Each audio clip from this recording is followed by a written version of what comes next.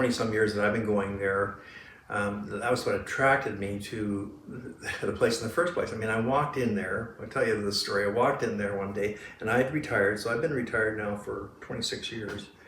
And I walked in there because I was doing a story on policing in the area. I thought, well, I always had this idea that I could do freelance writing. Okay, well, I realized what freelance writing really is. It's named after a guy named Lance who wrote for free. So, because there's no money in it really, but there was a bit of money in it in those days. I realized that pretty quickly. But I went in there, I walked in one day, and there's two old guys sitting there, Royal Lee and Ken Stevenson, and they're just kind of looking out the window, nobody else. And I said, hi, I'm Myno, and I'm looking for, I want to do some research on policing in Newcastle. You guys have anything? And Ken looks at me and goes, yeah. What do you need to know? I said, well, is there any files I can look at? You know, he says, that's the only file. So I asked him questions. He answered them all. There's a lot of things he didn't know because I was asking a lot of questions about things that he was not familiar with. And so he said, well, you know, if you want to find out more information, the first thing you do is just sign that book over there. Sign the book. And then he hands me a membership, you know, $5, and become a member. And okay, well, what the heck? So I joined and I was a member, and within a year I was president. So, you know, and that's how it started. And then for years I was one of those old guys sitting in a chair looking in the window when people came in. But what you realized was that you didn't learn from the books, you didn't learn from the files, you learned from the people that walked in the door and said, hi, I wonder if you could tell me about my great-grandfather, or I moved into that house on Mill Street, you know, and it was owned by some Wilmot or something. Yeah, can you tell me about that? Sure, you know. And then we'd have, you know, the Earl of Joses and the Bill Lakes and those people sitting there going, well, I remember when Jim Wilmot lived there and he had, I don't know, he broke his leg on the walk. And so they have all these little stories. Mm-hmm.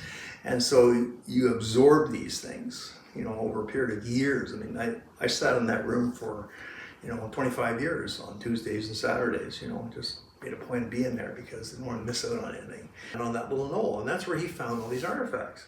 And I said, I don't think they even hardly dug there. Well, maybe not, you know.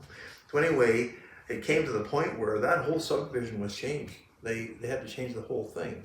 And because three of us brought this up and said, hey, if you don't change this, we're going up to Port Perry and talk to the folks up there, because that's where the Indigenous people stayed. They camped, they fished, they came every year for, you know, like 100 years anyway, probably from the late 1600s until the mid 1800s at the very least. And so there were even battles fought there between the locals and the natives over the amount of fish that were taken out.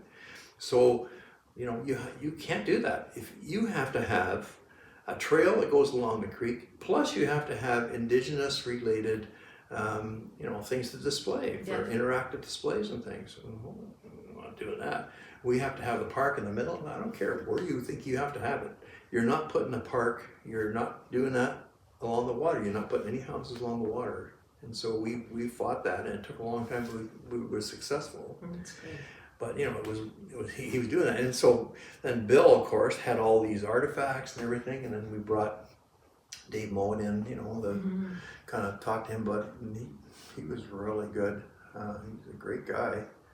He told me all about the stuff, what he thought, you know, and so then we kind of learned from him. But it all started back to a guy named Sid Rutherford, who was a teacher here, and he taught history, and they had him at the historical room, and one of the earliest tapes that we did, they taped him around in the 80s. Ron, what's his name, taped him. Anyway, and I found that tape one day, and I took it and I transcribed the whole thing, and he basically talked how the Indigenous people came here, where they came from, how they settled, where they fished, all that kind of stuff.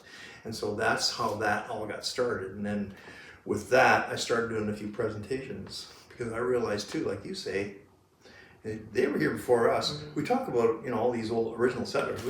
No one wants to talk about the Indigenous people.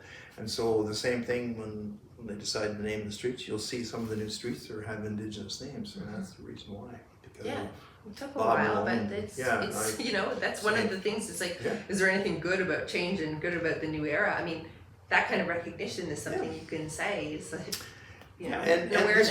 this is a part of history that was completely ignored. Mm.